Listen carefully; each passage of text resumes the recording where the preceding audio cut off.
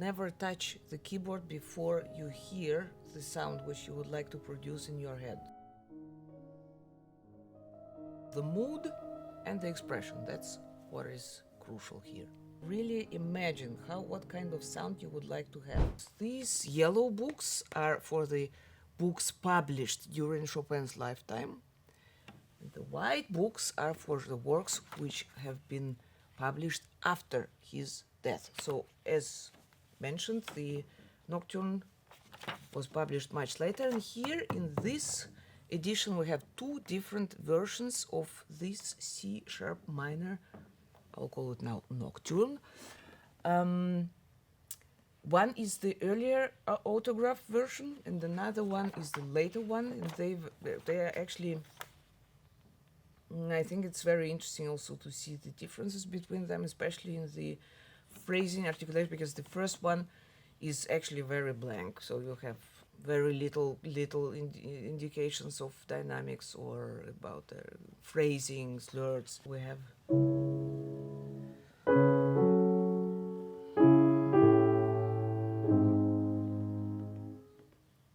and this is like echo. I prefer to play the second repeat a little bit softer in the dynamics, which means that I start the first bars a little bit more with more substance in the sound. In the very beginning of the piece of the Lento con gran espressione, of course it is a little bit risky to start a piece which starts in a very soft dynamics, and this is exactly the case with pianissimo. For me, the rule is, first of all, well, several steps moving in my head. First of all, I never touch the keyboard before you hear the sound which you would like to produce in your head. So, if you sit down, give you a second, give you a moment to really imagine what kind of sound you would like to have. Because if you don't have it in your head, fingers are also, they don't know exactly what to do. So that's exactly one point. Another point is, again, the very relaxed body, because only if the body is relaxed you can go very soft. You can go very soft, and of course it also requires a very good piano, because if the piano is not well regulated, it will not be possible to play all notes together, which is four notes we have. For me, it is important that the bass has some substance, because without the bass, it's just not. There is no building without the bass, and of course the top voice.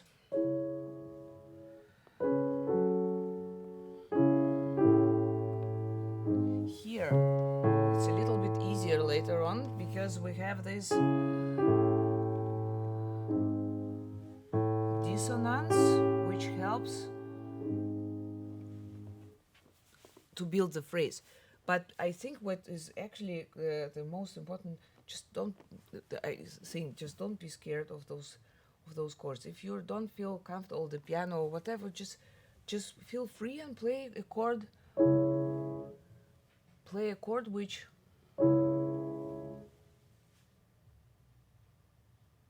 which would somehow come out of your heart, and it doesn't matter if it will be very soft or not. And I would always try to go into the keyboard and not out of the keyboard, because this means risk, because any finger can build sooner or later. But if you go into the keyboard, you can go even louder, but it will be soft. It will not be aggressive and ugly. Just go into the keyboard, and even if it's not pianissimo, it has expression. This is another very important point. From the first chord, we have to really literally feel gran espressione. So the real dynamic of the chord is not so crucial. The mood and the expression, that's what is crucial here. Coming to the question of the tempo, we have, it says lento, and here we have the very typical pattern.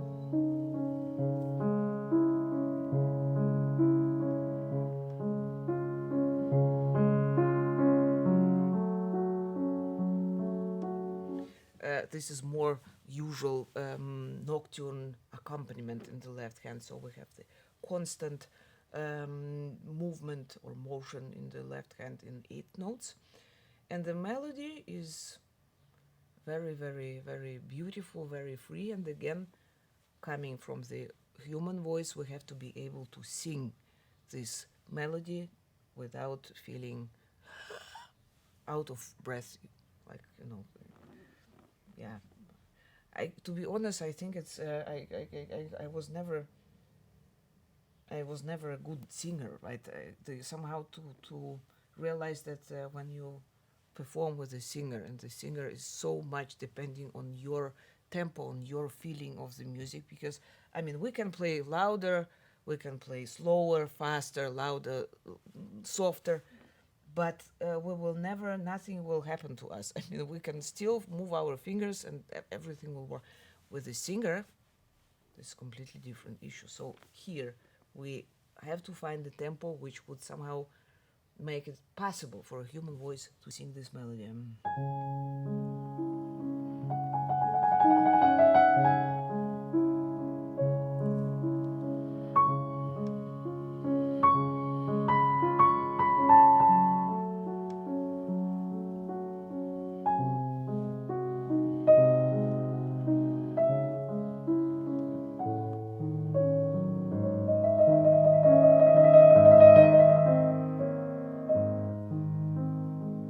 So left hand has to be done separately, very smooth, very soft. Also, it is important that still the dynamical level of those of the hands is different. That the left hand is more soft, and the right hand, con gran espressione, with big expression, still has to have this substance. It still should be very emotional, very, very clear in it, in the message. So I would never play the right hand here in the beginning too soft. I think that also the question of pedal here, or in many nocturnes or lyrical pieces by Chopin, is very important. The idea is, of course, to use your pedal as a kind of something what makes the music nicer, right? So more beautiful, or when you're really searching for a certain effect. So I think it is, although it's written, of course, that the pedal has to be changed in the middle of the bar. So you have one harmony for one pedal. Still, you should think that when you change the pedal, indeed very precise in the middle of the bar, it lacks a little bit this natural transition between two harmonies. So it is better, in my opinion, to change it a little later after you take the bass. Look,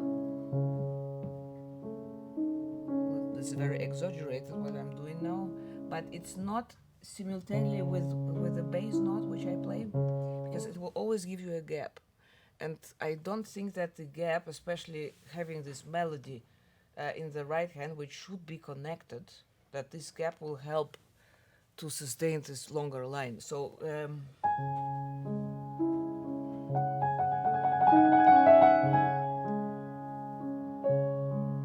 it's in my experience, it's indeed better to try to change the pedal after you have changed the harmony, just a little bit, slight bit, but this makes a big difference also in the color. Otherwise, it sounds a little, and it's much more difficult to keep this long line in the melody in the right hand. The second phrase starts actually very similar like the first. Look, and here we have the first polyphonic greeting. things from Chopin with those quarter notes, which is already a kind of enrichment, right, to the entire structure. And then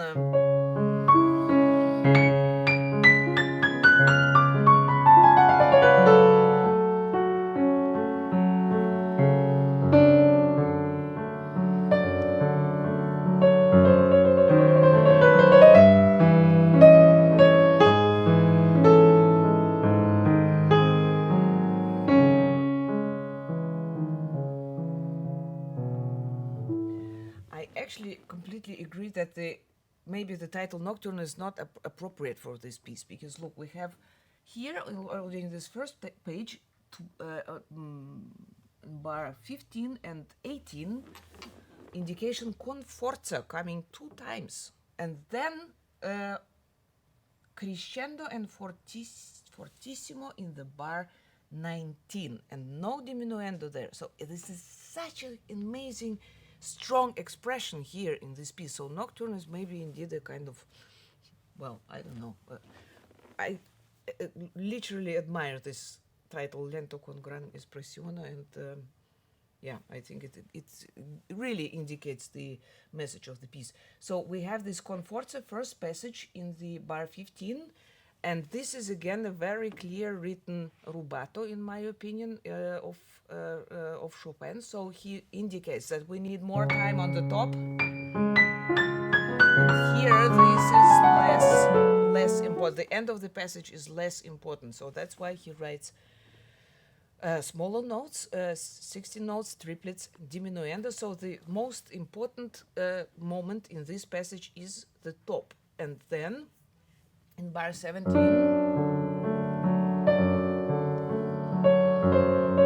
those accent-like indications, this is again the indication of enormous importance. Here again, sorry,